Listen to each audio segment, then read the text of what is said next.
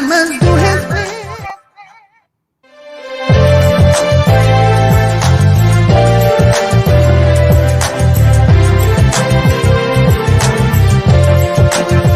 Let us cooperate for the younger. Let us cooperate for our land. Let us resolve to fight together. See we do it right together. Can we do it? Yes, we can. Each man must do his best. Welcome to another edition of The Public Interest. In this series of programs, we continue to examine Guyana's foreign policy.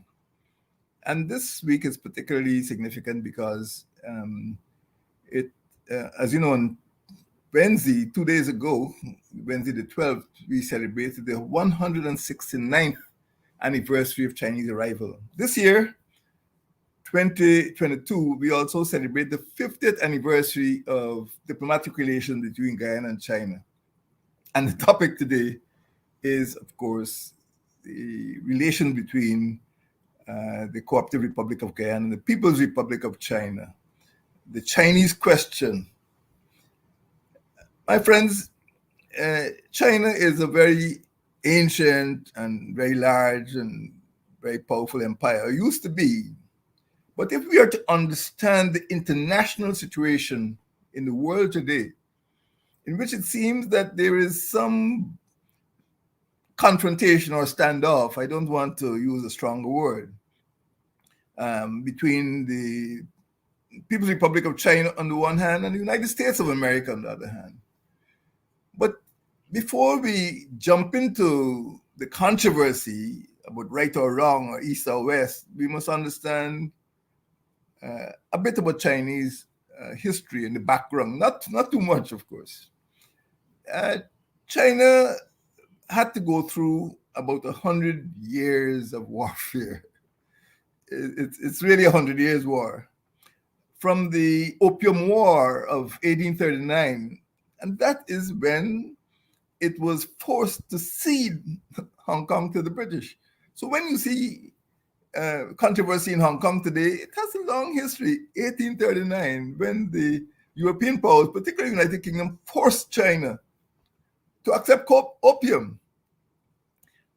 So from 1839, the Opium War, then we had what is called the Boxer Rebellion, which is an anti-imperial coalition in which 8 of the most powerful and technologically and militarily advanced empires of the world it actually invaded China. 8 countries invaded China and carved up portions of China, almost as they did to Africa at the end of the 19th century, what is called the Scramble of Africa. There was a scramble for China. And of course, China was the victim of that scramble.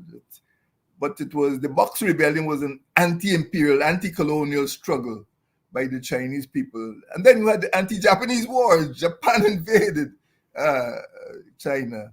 And you had the long anti-Japanese war in which the communists and the nationalists actually cooperated for a while to drive the Japanese out. Then you had the Second World War, in which China played a major role in the defeat of Japan. And after that, you had a civil war, the Chinese Civil War, because once the Japanese were driven out, the communists and the nationalists started to fight each other. After that, you had the Korean War, in which China felt it was under threat of invasion in the northeast, in what is now Korea, and China became involved in the Korean War. So actually, by the time China declared the PRC, the People's Republic of China, in 1949, you had over 100 years of almost continuous fighting in China. At the end of it, the Republic of China, that is the nationalists who were driven onto the island of Taiwan, the capital is Taipei, under what is called the Kuomintang with Chiang Kai-shek. That little island was given a permanent seat in the Security Council of the United Nations, not China, not the mainland with a billion people, but the island of Taiwan. So the background to this so-called East-West standoff, the USA-PRC standoff, can only be understood when it is seen in the prism of 100 years of war and the victory of the establishment of the People's Republic of China in 1949, and of course the Chinese involvement in the Korean War. To a great extent, therefore, this is the reason why the conflict still, or the confrontation still exists between the United States, because the United States was instrumental in having the Kuomintang government under Chiang Kai-shek recognized as one of the 5 belligerents in the Second World War. The others, of course, are the United Kingdom, what was then the USSR, which became Russia, United States of America, France, and of course, China was the 5th. These were the 5 countries which were responsible for the defeat of the Axis powers, and they were rewarded with permanent seats in the Security Council, and each seat has a veto. So it's very powerful. Those are the 5 most powerful countries in the world. And for a brief period, Taiwan held the seat assigned to China, but that was later rectified. Of course, Taiwan walked out and China was correctly seated. But even before that, I must say that the Cooperative Republic of Guyana took a decision to extend recognition to China at a time when even the United States had not recognized China formally. And we were the first English-speaking country to recognize in the Caribbean, to recognize PRC in 1972. That's why now this year we celebrate the 50th anniversary of Guyana-China relations. And of course, as you know, our first president, President Arthur Chung, actually visited China some years later. So that is the background. It's the background which the Chinese people have not forgotten. And it's the background which I would say colored the complexion of relations between China and all of the imperial powers, or the former imperial powers. And it still persists in the standoff between the United States of America and the People's Republic of China. And it doesn't seem to be going away. Now, we may ask ourselves, why did Guyana take this step?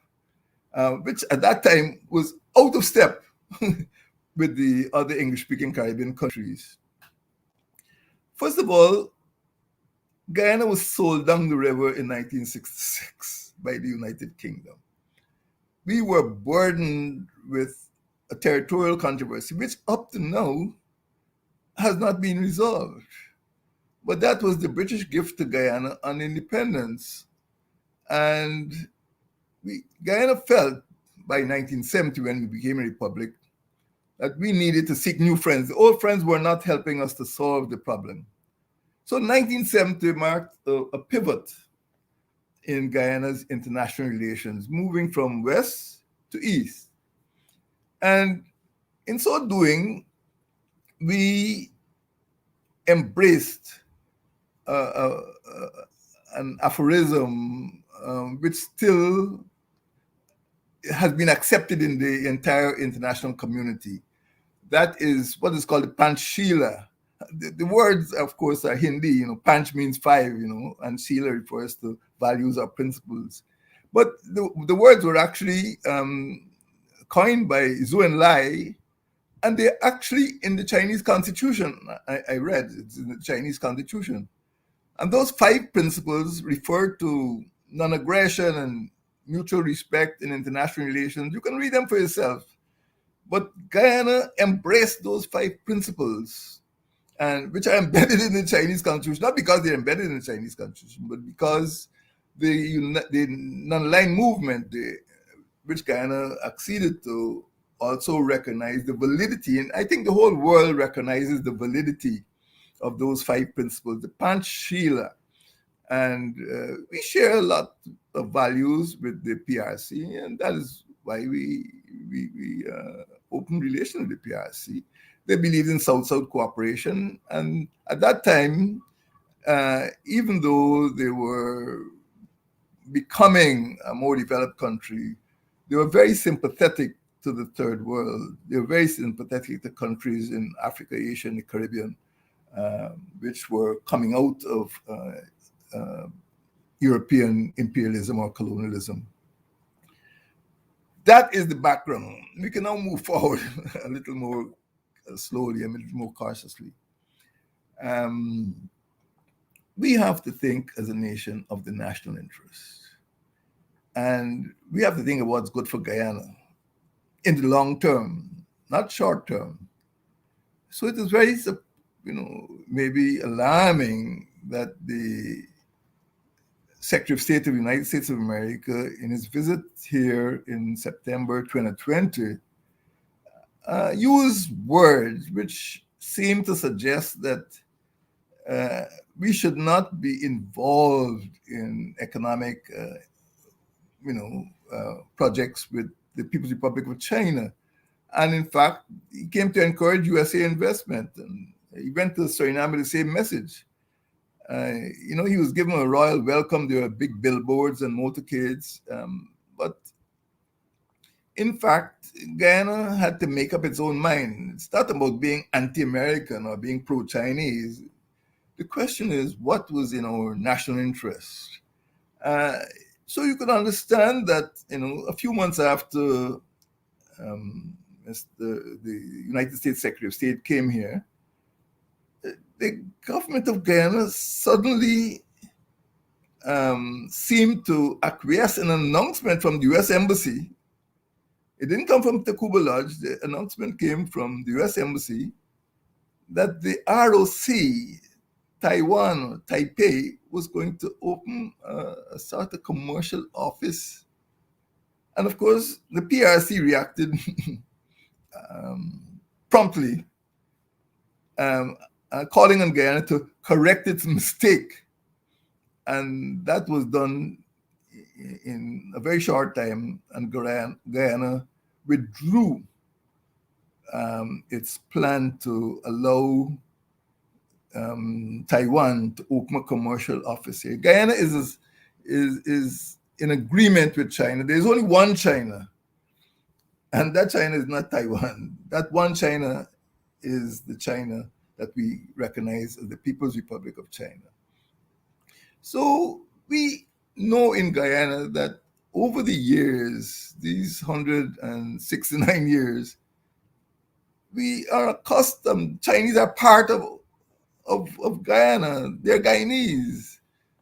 And our first president was Chinese. And if you go down Regent Street, you'll see a lot of Chinese. The Chinese came in waves. And that is why when I was president, I declared that the 12th of January must be observed as Chinese Arrival Day every year. I don't think much attention is being paid by the present administration, but Chinese are part of Guyana. We know that. And they always will be, whether they intermarry or whether they keep coming in waves. Chinese are as Guyanese as Africans, Indians, or any other ethnic group. They've been here for 169 years. There's no argument about that. We could very well ask, therefore, what are the plans that the PPP administration has for its relations with the Cooperative Republic of Guyana. I said a minute ago that we have always to think of the national interest. And in so doing, we must ask, what good does it do for Guyana? When Guyana became independent, we had no proper roads. We did not have a proper airport. We did not have bridges over the main rivers, Berbice, Essequibo, and Demerara. And we saw in our relations with the PRC an opportunity for economic development and to get out of this colonial framework in which we'd been, I would say, trapped. The British were here since 1840, over a century and a half, and we had not really developed. If they wanted a railway, it was to move molasses from Lusignan to Georgetown. That's all. But we got no railways to open up the hinterland. We got no bridges. We got no highways. And we could not develop. We were underdeveloped and we were unprotected. Even though there was a very serious rebellion in 1969, we really got no help from the international community. The rebels nearly took a quarter of our territory. But, people just puffed away in the pipes and continued selling aircraft to Venezuela. And we were left shipwrecked. And in 1970, our government decided that, if we are to survive and if we were to thrive, we needed to change our international relations.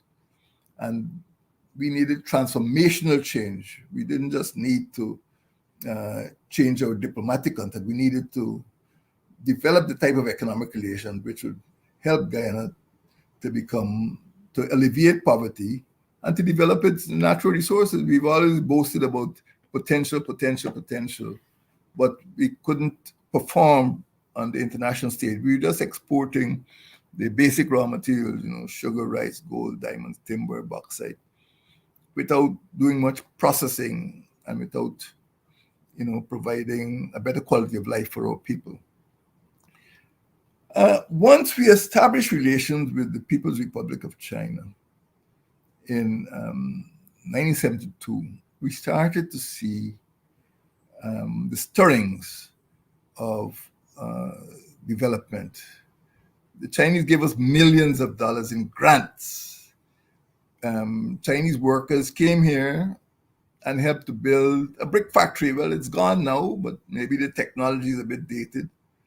But we had a vision of housing the nation, and we were going to use clay bricks from the Belleau factory.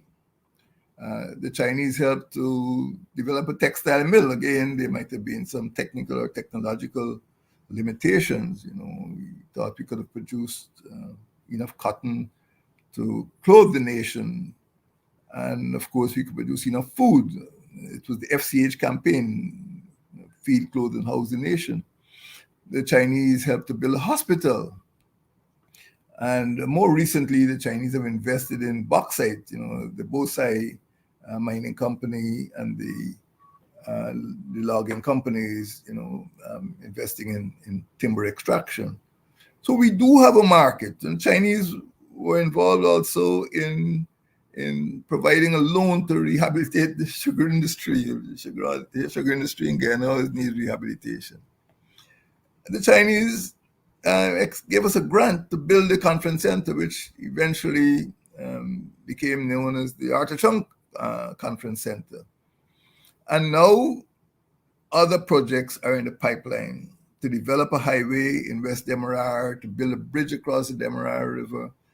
And there's going to be more development. The question you should ask yourself, as Guyanese, as friends of Guyana, if the Chinese didn't do these things, who would do it? I mean, when you see in the city of Georgetown, the Mandela Avenue being built, when you hear about all of these development projects, how is it that after 150 years of British colonialism, we don't have the type of airport we have now, which was built with Chinese engineering?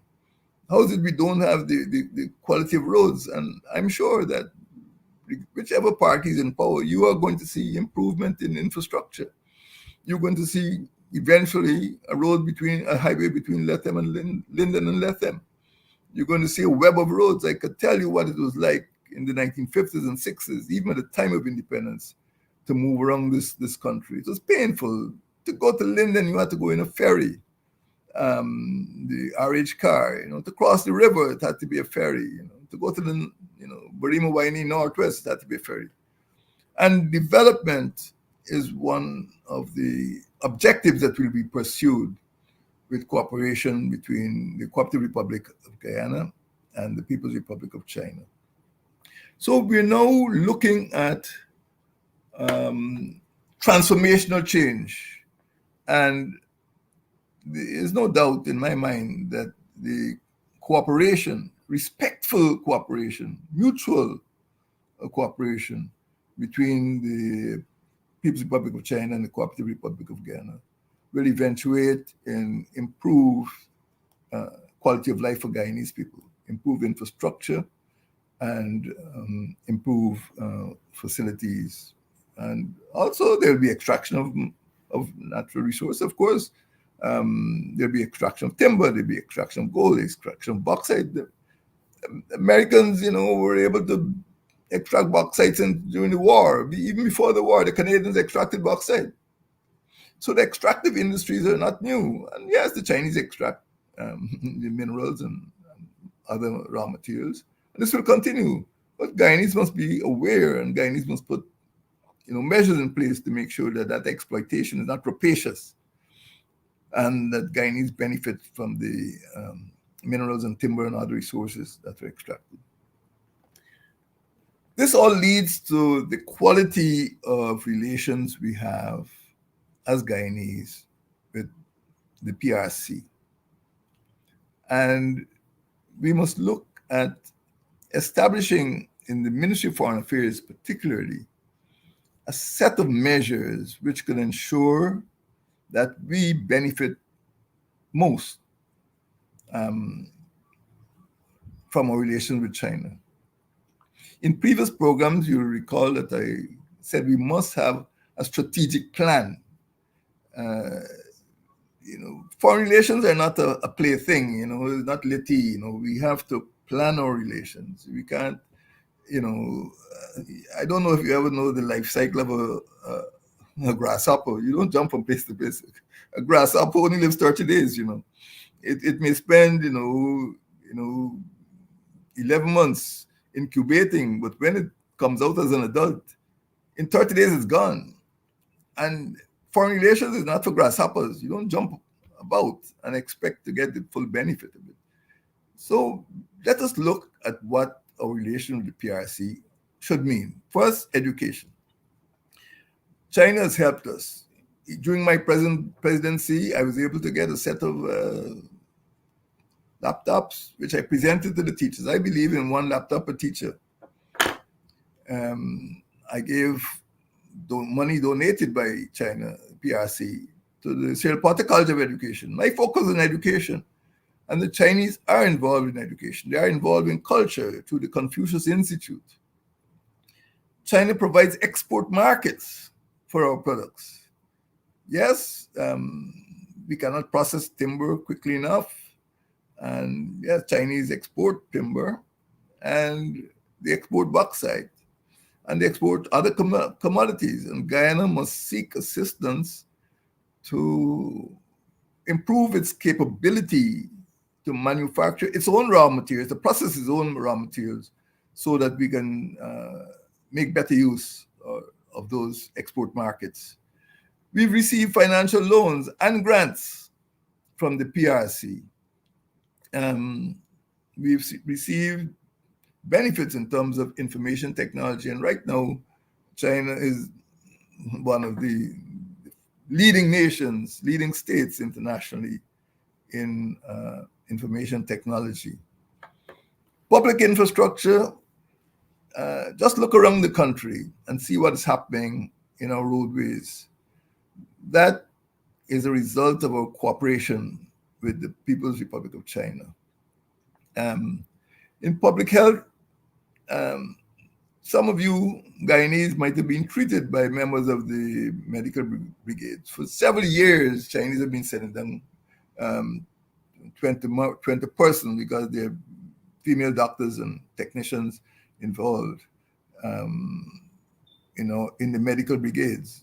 They, alongside the Cubans, have provided tremendous amount of support for our citizens through the medical outreach. In public security, the Guyana Defense Force has been a recipient of scores of vehicles, millions of dollars worth of vehicles, and the police force has received lots of vehicles and other forms of equipment. And the cooperation is intense. Several army officers have gone to PRC on long scholarship programs. Other Guyanese have gone on scholarship programs, degree and master degree, first degree and second degree programs. So the development has been ongoing. It is not something that is episodic. It's not bribery. It is not trying to cajole us into accepting certain positions. This has been going on respectfully for half a century. Now, what is needed on Guyana's side? Apart from developing a strategic plan, we need to train our diplomats. We need to establish that Foreign Service Institute so that people have a better understanding of the countries with which we have to deal. And especially all the states. I mean, we are a new state. We are only, 56 years old. But a country like China has a history running back a couple of thousand years. And our diplomats need to understand the culture and speak the language of the countries that we're dealing with. And we wouldn't make terrible mistakes like that notorious Taiwan fiasco we had last year. People don't understand how deep-seated, and this is what I tried to do at the start of this program, how deep-seated the issue of Taiwan is in Chinese political history. And it's something which, as far as the PRC is concerned, is still unsettled. We have to, apart from the FSI and the strategic plan, we need to develop that Foreign Relations Council. So people, former diplomats who served in Beijing, people who've done business with China, and a lot of Guyanese businessmen do business with China. You pick up any shopping bag, you pick up a cell phone and look at the bottom and see where it is made. And many of our businessmen and commercial houses have to do business with the People's Republic of China. So what we need is a Foreign Relations Council, not made up of officials alone, not made up of just the ministers and public servants, but incorporating civil society. So everyone will have a voice in developing Guyana's foreign policy, not for this year or this administration, but over a long period of the next 10 years. And this Foreign Relations Council is important in giving advice to the current administration. No administration knows enough about the relations with the whole world. And if we are to make a success of our relations with the PRC, we need to get the best advice or the widest advice so that we could make correct decisions and not get involved in all these blunders. My friends, Guyana is celebrating 50 years of relations with the PRC. In my view, well, you can judge for yourself. In my view, they have been cordial, they've been friendly, they've been beneficial, they've been in Guyana's national interest. And I ask that as we celebrate 50 years of PRC-Guyana relations, also remember what happened on Wednesday, the 12th of January. Chinese Arrival Day means to us that Chinese are part of Guyanese society. And in my view, the PRC is not only part of Guyanese foreign policy, but it's part of the future development of the Cooperative Republic of Guyana. Thank you, and may God bless you.